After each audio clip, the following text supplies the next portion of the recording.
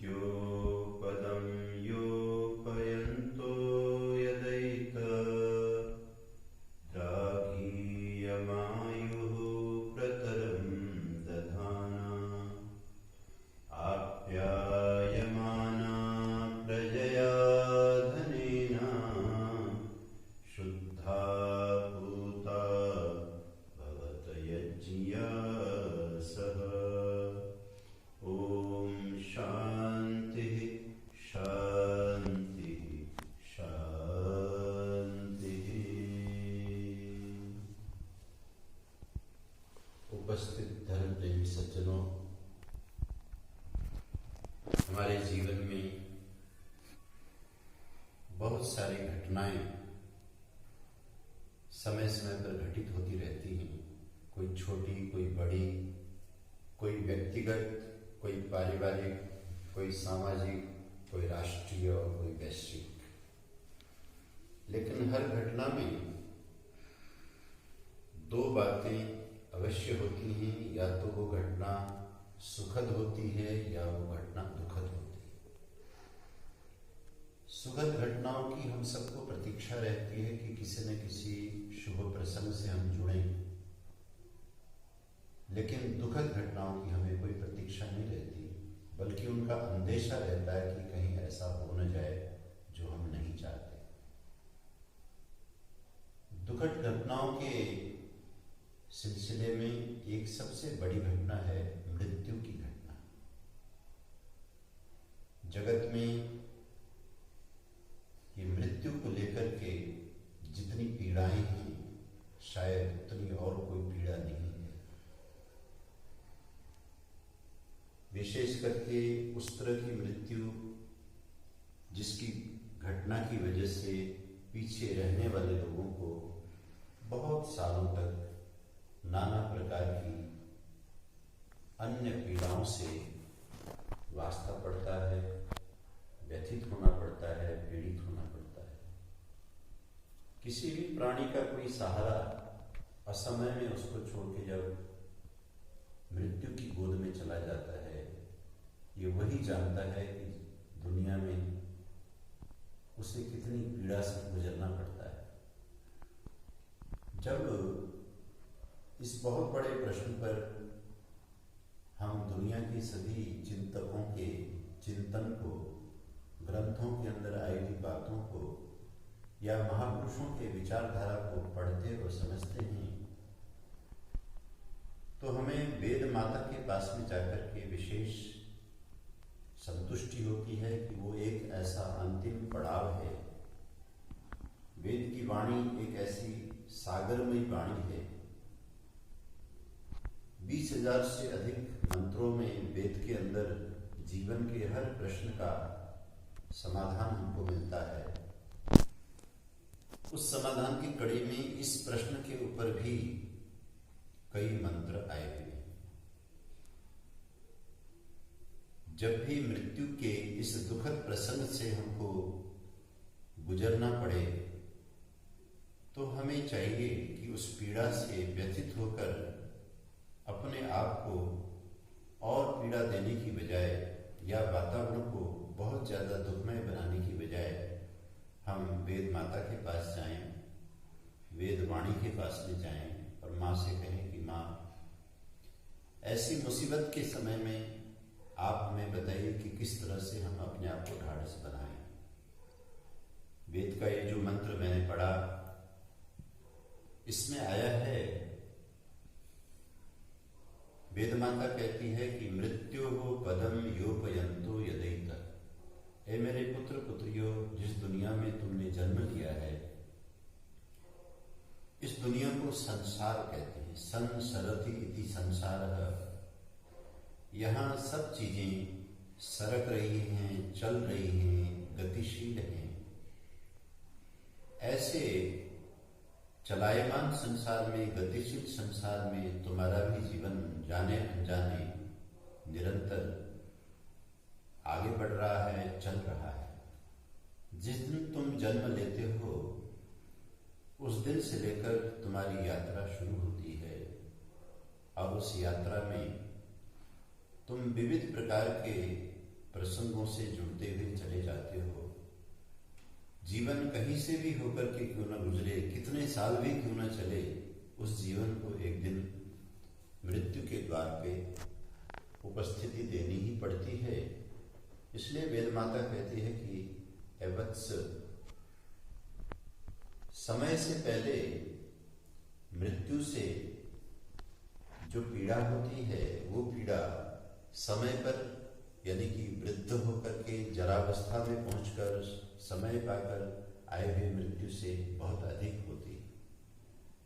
तो तुम अंतिम समय प्राप्त मृत्यु से तो अपने आप को नहीं बचा पाओगे, लेकिन तुम जीवन में कुछ ऐसे उपाय हैं, इनका अवलंबन लेकर के जो असमय में घटित होने वाली मृत्युएं हैं, असामयिक मृत्यु है, अकाल मृत्यु है, उससे अपने आप को और अपने लोगों को बचा सकते हो। मृत्यु पदम योपयंतो यदैत, तुम्हारे साथ जन्म से ही मृत्यु के जो कारण हैं अगल बगल में अनदेखे में चलते रहते हैं।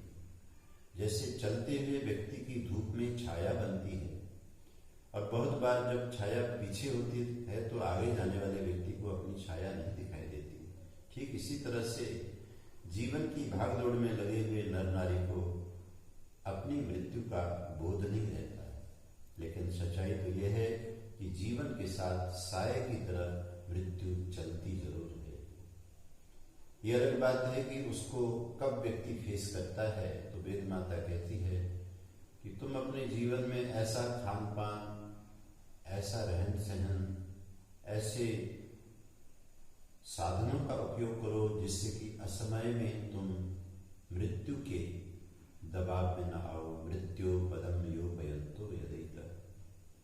भारतीय जो जीवन पद्धति है जिसमें हम शुद्ध शाकाहार का भोजन लेते हैं, अपनी मेहनत की कमाई का खाते हैं, व्यवहार से किसी की हम हिंसा नहीं करते हैं, यथाशक्ति जो बन पड़ता है अन्य भाई बहनों की, जीवों की, अड़ोसी पड़ोसी की हम सेवा करते हैं, ये वो मूलभूत सिद्धांत हैं। संयम का पालन करते हैं, ये वो मूलभूत सिद्धांत हैं जिनकी वजह से व्यक्ति मृत्यु से बचा रहता है। धर्म ग्रंथों में आया है कि व्यक्ति के किए हुए पुण्य मुसीबत के समय में आकर के उसकी रक्षा करते हैं। इस वजह से व्यक्ति को हमेशा ही पुण्य कर्म में, श्रेष्ठ कर्म में ही लगे रहना चाहिए और जीवन को मर्यादा का प्रोटेक्शन देना चाहिए। मर्यादा के किनारों के बीच में ही चलने देना चाहिए, बहने देना चाहिए। जैसे नदी किनारों का सम्मान करते हुए जब बहती है तो अगल बगल के सब लोगों का प्यास बुझाती है, सबके प्रशंसा का पात्र बनती है। जब वो किनारा तोड़ करके मर्यादा तोड़ती है तो बस्तियों को डुबोने का काम करती है। जीवन को जब हम वैदिक मर्यादा से, शास्त्र मर्यादा से बहने देंगे, चलने देंगे, तो हमारे साथ जो लोग रहते हैं उनको उस जीवन से बहुत लाभ होगा और हम भी उनकी वजह से बहुत लाभ प्राप्त करेंगे। तो वेद माता ने ये समझाया है कि मृत्यु तो बेटा अवश्यम भावी है, लेकिन तुम असामयिक मृत्यु से अपनी रक्षा के लिए जीवन को मर्यादित बनाओ। मृत्यु पदम योपयंतो यदैत द्राघीय आयु प्रतरम दधाना। आयु माने लाइफ टाइम, जो जीने के लिए जो हमको समय मिलता है। आप पिक्चर देखने जाते हो तो पिक्चर का एक टाइम होता है, कितने बजे उसमें शुरू होना है और कितने बजे तक उस स्टोरी चलनी है, सीन चलने है और कहाँ जाके वो बंद होना है। ठीक इसी तरह से जीवन का भी एक समय होता है, उसे आयु कहते हैं। कहते हैं कि ये आयु व्यक्ति अगर विशेष प्रकार से जीवन को जिए तो इस आयु को लंबा किया जा सकता है, इस आयु को बढ़ाया जा सकता है। समाज में कुछ लोगों की ऐसी गलत मान्यता है कि हम जो मर्जी खा लें, जो मर्जी पी लें, जो मर्जी हम करें, एक दिन मरना तो ही है। किसने देखा है मरने के बाद क्या होता है? इसलिए जीवन में हम अपनी इच्छाओं को क्यों पूर्ण न करें। बंधु, ये वास्तव में बहुत ही गलत सोच है। इस गलत सोच की वजह से जहाँ वो लोग अपने गलत खान पान से, गलत असंयमित जीवन से भगवान की दी हुई मानव जीवन का अपमान वो करते हैं, अपने आयु का नाश करते हैं, वहीं समाज के अंदर भी बहुत तरह की समस्याएं पैदा करते हैं। इसलिए वेद माता ने ये समझाया, द्राघी आयु प्रतरम दधाना, ये जो तुम्हारी आयु है, एक तो इसको तुमने लंबा करना है, दूसरा प्रतरम, इसको तुमने विस्तृत भी करना है। आयु लंबी होती है प्राणों की रक्षा करने से, इसलिए वेद में आया है आयु प्राणम। जहाँ भी आयु आया है उसके आसपास में प्राण की चर्चा वेद में जरूर आई है। इस तरह का हम जीवन जिए कि हम अपनी जो विटल फोर्सेस हैं, शरीर की जो प्राण शक्ति है, उसको दुर्बल न होने दें, जिससे कि हमारी आयु हमेशा मेंटेन रहेगी और लंबी हो जाएगी। योगियों के बारे में शास्त्रों में आया है, वो प्राणायाम की वजह से, संयम की वजह से बहुत लंबी लंबी उम्र तक जिया करते थे। आज भी इसके ऊपर अगर हम अनुसंधान करें, हम देखेंगे जो लोग दीर्घजीवी लोग हैं, उन्होंने अपने प्राणों को संभाल करके रखा है। दूसरा, आयु की विस्तृत होना, आयु का चौड़ा होना क्या है कि जीवन काल में आप एकांगी मत रहिए, अपने आप को दूसरों के साथ जोड़ करके रखिए। आपके होने का औरों को पता लगना चाहिए, आपके संपर्क अधिक से अधिक अच्छे लोगों से होने चाहिए। जितने ज़्यादा लोगों से आपके संपर्क होंगे, उतने आपके आयु की चौड़ाई मानी जाएगी। आपने देखा है, महापुरुष लोग बहुत छोटे से घर में जन्म लेते हैं, बहुत कम साधनों में अपना जीवन यापन करते हैं, लेकिन वो अपने जीवन में इतने सारे गुणों को धारण कर लेते हैं, उन गुणों को लेकर के वो जन संपर्क में आते हैं, और उसका परिणाम ये होता है कि वो अपने जन संपर्क से उनके परिचय का दायरा बहुत बड़ा होता है। अपने भारत में आपने सुना होगा, हमारे यशस्वी दिवंगत प्रधानमंत्री लाल बहादुर शास्त्री जी कोई बहुत अमीर घर से नहीं थे, बहुत गरीबी थी, बहुत तंगी थी, लेकिन उन्होंने जीवन में इतने ऊंचे आदर्श अपनाए, उस आदर्श को लेकर के वो समाज में चले, और चलते चलते देश की सर्वोपरि जो कुर्सी है, प्रधानमंत्री के पद में बैठकर अंतिम सांस तक उन्होंने बहुत यश कीर्ति अर्जित की। आज भी हमारे बीच में ऐसे बहुत से उदाहरण हैं, आपकी जानकारी में होंगे। वास्तव में जिन्होंने अपने आयु को, वेद माता ने जैसे कहा कि प्रतरम दधाना, अपना परिचय, अपनी सेवा का क्षेत्र चौड़ा करना चाहिए, उन्होंने चौड़ा किया हुआ है। आप्यायमाना प्रजया धनेन, मंत्र का अगला भाग कहता है कि तुम मृत्यु से पहले पहले दो चीज अगर ठीक कर लो तो मरने के बाद भी तुम अमर हो सकते हो। आप्यायमाना प्रजया धनेन, एक तो श्रेष्ठ धन का अर्जन। तुम कोई ऐसा कारोबार, कोई ऐसा नौकरी पेशा, कोई इस तरह के काम करो कि जिसकी वजह से इतना धन, जो मेहनत का धन है, वो इकट्ठा हो जाए, जिस धन से तुम समाज में बहुत बड़ी सेवा दे सको। तुम्हारी सेवा की वजह से तुम कोई आश्रम बना सको, तुम कोई गौशाला खोल सको, तुम कोई गुरुकुल बना सको, तुम कोई मंदिर बना सको, तुम कोई प्याऊ लगा सको, तुम कोई आश्रय स्थल बना करके अनाथालय चलाओ और सेवा के कार्य करो, तो तुम्हारे चले जाने के बाद भी वो जो तुमने अपने धन से समाज की सेवा की है, वो सेवा तुम्हें अमर बनाती रहेगी। वेद माता ये कहती है कि जीवन में मृत्यु से पहले पहले आदमी को कुछ न कुछ अपने पारिवारिक जरूरतों से आगे बढ़ करके समाज की जरूरत को पूरा करना चाहिए, क्योंकि अपने घर के लिए जो धन हम लगाते हैं उसे तो कोई याद नहीं करता। सभी लोग यही कहेंगे कि ये तो उसकी ड्यूटी थी, उसने अपना घर चलाया। लेकिन जब हम किसी बाहर परोपकार में धन को लगाते हैं तो लोग कहते हैं कि वो जो उसका लगाया हुआ धन है वो आज भी काम आ रहा है। दूसरी बहुत बड़ी बात इस वेद मंत्र में ये कही कि व्यक्ति अगर अपने आप को अमर करना चाहता है तो अपनी प्रजा, आप्यायमाना प्रजया धनेन, अपनी श्रेष्ठ संतान समाज को दे जाए। कोई बढ़िया पुत्र, बढ़िया पुत्री, या कोई अविवाहित महापुरुष है तो कोई बढ़िया शिष्य समाज को जब वो तैयार करके देता है तो वो अमर हो जाता है। रामायण में हम देखते हैं किस तरह से गुरु वशिष्ठ ने राम आदि चारों भाइयों को शिक्षित करके अपना नाम अमर किया। बाद में हम जाकर के देखते हैं कि वाल्मीकि ऋषि के पास में छोटे छोटे नन्हे मुन्ने जो लवकुश आए, उनकी शिक्षा ऋषि ने इस तरह से कर दी कि वाल्मीकि ऋषि की अपनी कोई गृहस्थी तो नहीं देखी गई, लेकिन उन दो वीरों की वजह से वाल्मीकि जी अमर हो गए।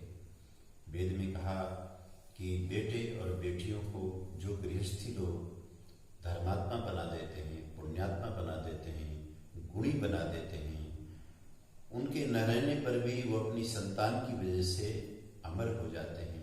इसलिए मनुष्य को चाहिए कि वो जो अंत में होने वाली मृत्यु है उसकी सच्चाई को स्वीकार करते हुए कि मुझे एक दिन इस दुनिया से जाना ही होगा, मृत्यु आएगी, तो मैं उससे पहले पहले ये जो काम बताए हुए हैं, वेद माता ने जैसा मुझे शिक्षा दी है उस तरह से मैं अपने जीवन को जीऊं। और अपने लिए भी इस वेद मंत्र में एक बात कही गई, शुद्धा पूता भवत यज्ञियास। वेद माता कहती कि बेटा ये संसार मलिनताओं से भरा हुआ है, यहाँ के बहुत सारे संस्कार ऐसे हैं अगर वो तुम्हारे भीतर चिपक जाएंगे, वो रह जाएंगे और उनके साथ तुम्हारी मृत्यु हो जाएगी तो अगला जन्म तुम्हारा अच्छा नहीं होगा। इसलिए तुम जीवन में समय रहते हुए उन्हीं चीज़ों को अपने साथ लगा लेना, अपने अंतःकरण में बसा लेना जो शुद्ध और पवित्र हो। अशुद्ध विचारधारा अगर व्यक्ति लेकर के जाता है, वो विचारधारा उसके अनेक जन्मों को मलिन बना देती है।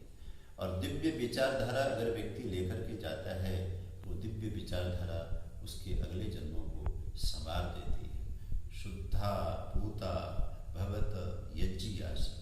वैदिक संस्कृति में जीवन की सफलता का एक बहुत ही सुंदर साधन दिया गया है, वो है यज्ञ। जिस तरह यज्ञ में लगा हुआ हर सामान, हर साधन दिव्य हो जाता है यज्ञ में आते ही, ऐसे ही जिसका जीवन यज्ञ कर्म के लिए अर्पित होता है उसका जीवन सार्थक हो जाता है।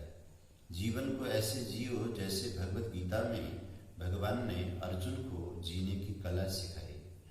अर्जुन युद्ध की सारी तैयारी के बीच में जब मोहित हो जाते हैं, भ्रमित हो जाते हैं, उनको लगता है कि कितनी भी बड़ी लड़ाई लड़कर के वो राज्य, जिस राज्य को पाने के लिए पितामह जैसे द्रोणाचार्य गुरु जैसों की हत्या करनी पड़े, वो राज्य मुझे नहीं लेना चाहिए। तब भगवान उसको शिक्षा देते हैं कि हे अर्जुन, यहाँ सवाल पितामह का नहीं है, परिवार का नहीं है, गुरु का नहीं है, यहाँ सवाल सृष्टि यज्ञ का है। एवं प्रवर्तितम चक्रम नानुवर्तयति। ये जो सृष्टि एक नियम से चल रही है, इस सृष्टि में त्याग चाहिए, इस सृष्टि में मर्यादा चाहिए। इन बड़ों की वजह से त्याग और मर्यादा की अगर हत्या हो रही है तो इनको रास्ते से हटाकर सृष्टि में एक यज्ञमय वातावरण को लाना होगा।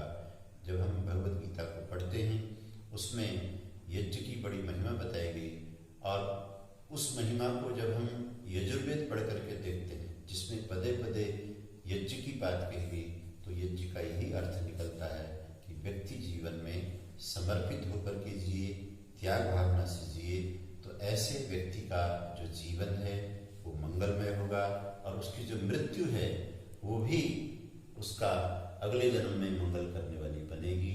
इन्हीं शर्तों के साथ मैं ये कामना करता हूँ कि मृत्यु के इस रहस्य को जान करके आपके यहाँ ये जो दुख की घटना हुई है उस घटना में अपने आप को ज्ञान और धर्म से जोड़ेंगे।